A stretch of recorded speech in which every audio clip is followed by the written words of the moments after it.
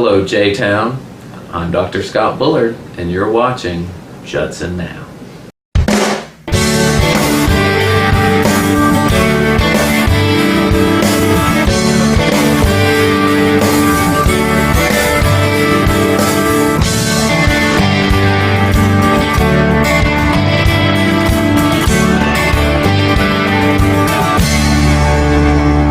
J-Town, and welcome to the season finale of Season 2 of Judson Now. I'm your host, Margie Gunner. And I'm your co-host, Elizabeth Grandstaff. Here we have the honor and the privilege of having with us Dr. Camilla Horne, who is finishing up her first year here at Judson. She is the Assistant Professor of Music and Head of the Music Department, and also the head of all the ensemble here at Judson. We're so blessed to have her with us today, and I have actually been blessed to be a member of one of these ensembles, the Judson Singers, and to serve as the Vice President. But my Vice Presidency is ending, and our new Vice President is Elizabeth Grandstaff. How wonderful. But enough about that. We want to hear from Dr. Horne and have her speak to the people, and we're all wondering how you got to Marion, Alabama, all the way from Minnesota. Well, thank you. First of all, thank you, Margie and Elizabeth, for letting me be on this wonderful show. What a great thing to have here at Judson. Well, I have to tell you, it was about a year ago, about this time, and I was working at the University of Wisconsin, River Falls, which is in River Falls, Wisconsin, right across the river from St. Paul, about a 37-mile commute. Okay. Well, what happened is, in Wisconsin, they had this interesting governor, Governor Walker, who has been doing a lot of budget cuts. You may want to read about him. And in fact, when he did some of his latest cuts, there were 15 of us that lost our positions. I had been there for 5 years, was so close to tenure, but didn't get it. And so what they ended up doing is my position was absorbed by all of those who already had tenure. Okay. So my classes would be taken by other classes, and so there I was without a job. And I started applying, and I'd had a number of interviews, and this job came up in Marion, Alabama. And so you know how you can Google it, on the maps and stuff like that, and you can see what it's like. And I was with my brother Mark and his wife, and they're going, "Cam, there's not a lot in Marion, Alabama." And I said, "But how, I'm just going to go try it." And my advisor, in fact, from the University of Minnesota, and that's Dr. Akosawa Otto, said, "You should try it, and just to see what it's like." So I came down here for an interview, and I have to tell you, when I was back on that plane going back to Minnesota, I could not stop thinking about the students here. And there was something that hit me, and I couldn't stop thinking about it. And so when Dr. Bullard called me, and he said, "Dr. Horne, we'd like to have you come down to Judson and to, help our music department." There was not, I know that it was the Lord. The Lord helped my mouth go, "Yes, I'll be there." And it was the best decision I've made. Oh, we're so I'm so happy to be here. Yes. Okay, now we've heard about the past. Now we want to hear about the future of the music department, what your plans are. Give us some insight into that. Well, I'm very excited about the networking that you can do. I've already been able to connect with so many students around. In fact, I just got done playing for the baccalaureate ceremony and then also the graduation ceremony at Francis Marion High School, just right here in the town. And some of the students came up to me and said, "We didn't even know you had a choir." Guess what? We do. We have a music department. And so, and then for the first time in 30 years, we had girls go to the NATS, National Association of Teachers of Singing competition, which was at the University of Alabama in Tuscaloosa, and they did so well. And people were like, "We're so happy that Judson is back on the map." Right. So what I see is that we have something very unique here. First of all, Judson being single gender, which I think is so important because there are such strong women. I'm surrounded and I feel so strong right now with you two right here. But it's just that there is not a lot of distractions. You are able to just really focus and feel free to develop the way you want to, the way God intended. And I mean, it's just such a wonderful atmosphere. I don't have to apologize for praying with my students, for saying thank you, Lord, all of those kind of things. So I see such a positive atmosphere for a society right now that's kind of struggling and trying to find things for them. And you go into a big university, you're a number. you come to Judson, That's right. you're a name. That's right. That's so true. And so what I'm looking forward to is a lot of school districts around the country have had to cut out music. But there are so many opportunities. Everybody thinks, oh, I'm going to be a music major, oh, I'm going to direct a choir or whatever. Let me tell you, there are so many other things you can do. You can be a part of, let's say, a performing arts center, you're the stage manager. Or let's say that you love to do touring, and you're very good at that, so you can help with musical tours with that. And then, of course, everything that you can do with a church choir and that sort of thing. So the music department is obviously running ahead, full speed. We're on our way up. We've got the handbells, we've got the Judson Singers. You started a band. Yeah. We have to know about some of how that came about and where you see that going. Okay, well, you know, it is actually one of the students here, her name is Sandy Lockridge, and she plays the saxophone. And there was no outlet for her. I said, but they don't have a band here? And she said, no. I said, we're starting a band. And so we have a band, and we had about, I think there were 12 members this year. Wow. And it was so great because you had all the gamut. I mean, here we had Carol Nichols, who was playing her euphonium. I mean, what else? I just love that. So you have her, and then you have all these different we have Christina Gentry playing her viola. We have other girls that are coming in. And I found out while on tour that there were some schools where the band directors said, well, you don't want to go to Judson because they don't have a band. Oh, wow. So they actually didn't make the choice to come to Judson because we don't have a band. We do now. We do now. Yes, we do. I'm telling you, the music department is just like blooming right now.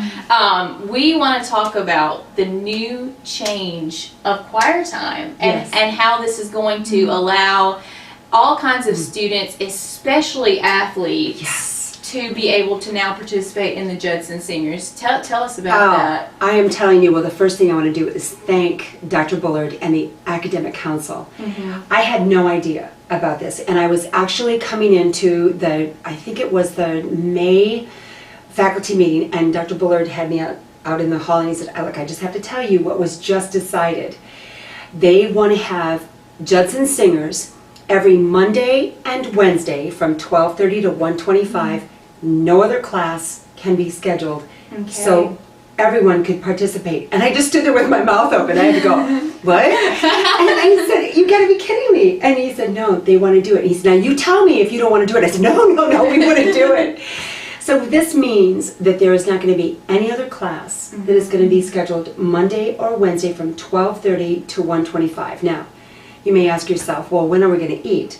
Well, you're going to have plenty of time before that. And, you know, if you talk to me, I may let you have some little sandwich or something in there when I'm not working with your section, or something when we're having rehearsal.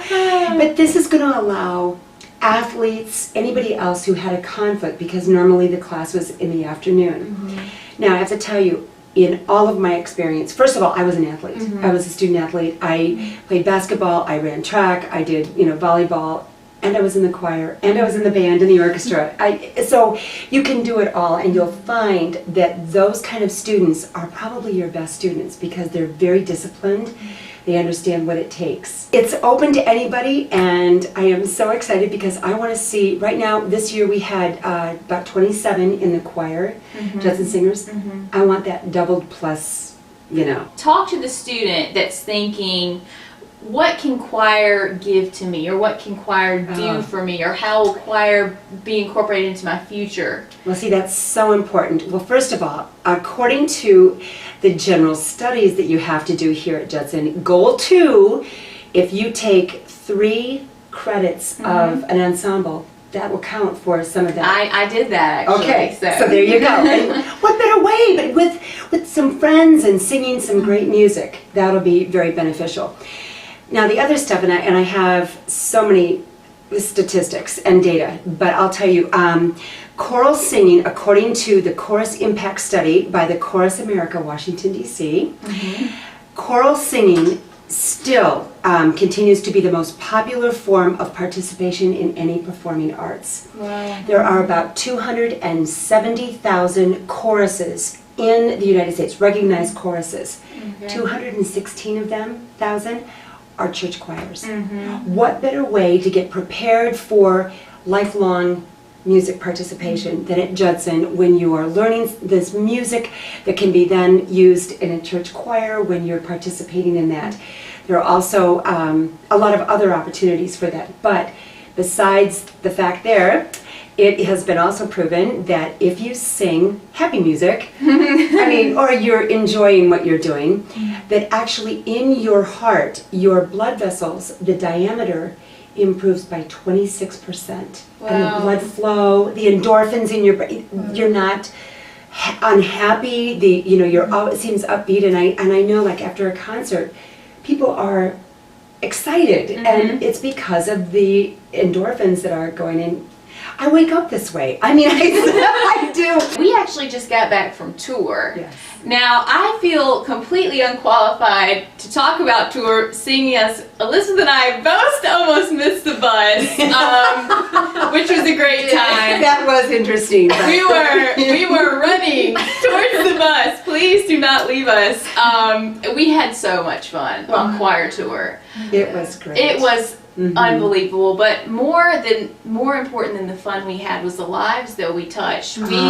We went to 5 churches, 4 different nursing facilities, and 3 schools. Right. And it was very intense, speaking for myself, but it was so worth it. I mean, after you performed and you got to meet the people, it was like this rush, this experience that I'd never had before, when people are just so grateful and moved by your performance. And tell us a little bit about some of your favorite memories of tour and what tour meant to you. Well, first of all, I'm just very impressed that you all had clothes and everything, because I don't know what you threw into your bags as you were trying to get on the bus on time, but I'm so glad that you had it. Yes. I don't know what we would have done without you. It was absolutely just such a memorable tour. I mean, if you think about it, we sang for almost 1,500 people. I kind of did the math, and that's a lot in just those few days. And that's not counting the hundreds of people that were on the beach down there by the Gulf Shores, when all of you were in the ocean singing all of our repertoire and floating, and people were like cheering you on. It was so amazing. That was really great. I don't know, where do I begin? There were so many wonderful moments. Looking at the faces of some of the elderly, who just, it was almost as if we were helping them relive what they had done. Watching those little kindergartners and the first graders at, that Lighthouse Academy, and they were just so happy, and they just couldn't wait. And they were singing "Jesus Loves Me" along with the handbells. Yes, and that was so great. It was great. But then I think if I had to just pick one moment, it was, of course, when we were at wonderful Francis Marion High School here in town, our last stop. You all had been on we'd all performed a lot. We were tired, everything else, but we got up on that stage, and here it was like there were over 450 students behind me. My back was to them, and when we went into He Never Failed Me Yet, and the look on your faces, it was like, because they all stood up and started clapping, and they were just, and it was a moment that I just got goosebumps right now thinking about it. It was just so incredible. It was, and I have never been on a choir tour, and they say, oh, you go on tour and you bond. We certainly did. Oh, yes. I mean, we really did. We had experiences together that will never be shared with anyone else, and I think that being a part of choir is so beneficial. I mean, forget the health benefits and the music that you're learning, but the friends that you make and the connection you form with other people. Elizabeth, you can talk a little bit about that. Plus, I think because, just being around people that share something in common with you, and besides music, just sharing something common about the Lord as well, and just that so connection important. with people. That passion. Well, and again, back to the statistics, but they talk about the leadership and the team building that can happen in a choral group like this, and the benefits that you all have on how to work with one another. Because literally, there are probably some people in the choir that you don't normally hang out with, but when we got on that stage, we needed every alto, we needed every second soprano, every first soprano. We all worked together, And we created this sound and this message that was like, okay, we can do this. We And I'm can. telling you that down the road, you're going to see how much just being in that kind of environment is going to help you in no matter whatever career you do. Last thing that we want to tell you about tours, we don't want you to think that it was all, you know, polished and together and beautiful. I mean, it was polished and together and beautiful. But in addition to almost missing the bus, I actually fell out of the choir loft at one of the churches, which was extremely strange for me because don't consider myself to be clumsy. Right. I also got up to speak in front of my home church body of Camden, Alabama, and started weeping, and that was a new thing for me. I mean, choir tour. And Elizabeth, I want you to just share your experiences for you, but choir tour for me was, I'd reached, I think, a level of exhaustion I'd never known, to be perfectly honest. Because when you're singing to these people, like you said, it's like they're pulling your energy. They do. They want more. Yes, and you are literally just giving. Now, it energizes you. I mean, I was the most energized after performances that I was the whole tour, but the sleeplessness and the bus. There's something very interesting that you probably didn't realize. Singing in a concert, let's say you're going to do a 45-minute concert, is equivalent. Now, this is absolutely, verified, that if you were a football player and you played an entire first half of a football game, the amount of energy that it takes, it may be different physical, but you're doing emotional, it is exactly the same type of exertion. It is, and that proves the power of the message that we carried, because no other type of message would have energized us to have been able to carry on like we did. I mean, we did 3 performances on that Sunday. I know, that was amazing. It was unbelievable. And driving and everyone to get there, right? Yes. But Elizabeth, tell how it was a little bit for you. Right after exams, I was relieved that exams were over, and I was also like trying to prepare myself for the choir tour as well, and moving from my dorm on the same day. And so it started to get overwhelming, but once, like Margie said and like Dr. Horne said, as soon as we got on that, either if it was a stage, it was in front of a church, it was like God just gave us all strength, empowered us, and we just sang our hearts out to the people. And just knowing that we weren't singing for ourselves, that we were trying to glorify God with what we were doing, and just portraying a message to others. And I mean, there were some times where I'm sure you and me felt down a little bit, but just that message of music just lifted us up after every performance. But That's right. You know, the other thing too is, I have to be honest, to be surrounded by so many talented women, and for us not only to present that message through song, but the way you looked, the way you carried yourself, given how women are portrayed right now in media, in society, and to be surrounded by 30 just amazing women. It was I'm going to start to cry. It was so wonderful. I mean, the times on the bus when, you know, you're sitting around and you're thinking, I'm all sung out, and then someone starts singing a song, and the next thing you know, you're singing, and as you're singing, you're thinking, I've lost my mind. Why am I singing? I should be taking a break. That's so But true. like one of our songs, you can't keep from singing, and it was infectious, and it was powerful. So you, as a member of J-Town, are looking at the 3 of us and saying, quit talking about choir tour. How do I get involved in the Judson Singers so I can go on tour with you and be a part of this? So Dr. Horne, tell us how to sign up. All you have to do is register for it on CAMS, and it's right there. And if you have any questions, I'm here all summer, and I'd be more than happy to answer any questions that you have. If you want to just email me, do that. But I'm telling you, if you can talk, you can sing. We are the only instrument with a brain. And so if somebody says, oh, you know, maybe they don't like you, then you take it in as, oh, I can't sing, I'm not this, I'm that.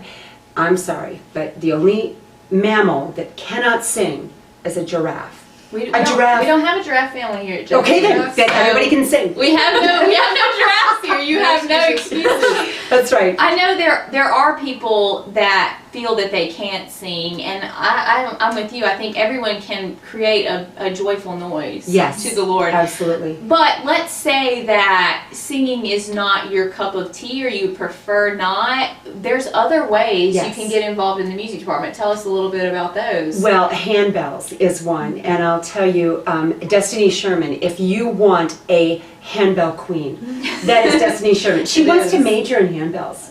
She, I think we might have she to make could. one. But you know, as long as you know your left and your right, you can learn how to do handbells. It's a lot of fun.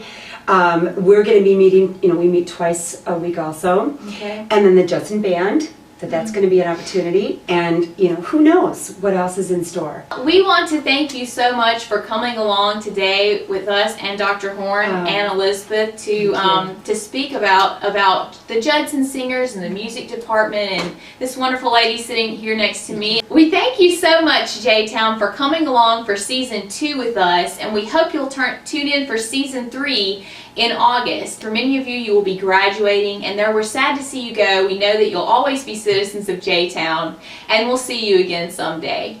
Also, don't forget to tune in next season. Thank you so much for watching, and don't forget to sign up to the Judson Singers. Right, and you may not know this, but the first 25 who sign up for Judson Singers will get to go to, wait, drum roll, the Montgomery Biscuits final home game in Montgomery in September 4th, and we will be singing the national anthem. Yes, I'm signed up, right? I'm signed up yes, for I think you are too. Yeah, Okay. Good. Make sure we're Yes, good. it's going to be so much fun. Yes. They're the farm team for the Minnesota Twins, by the way. I know. Who knew? Who knew? Before we end, Elizabeth, I just want to ask you if you have any fun memories of the season to close us out.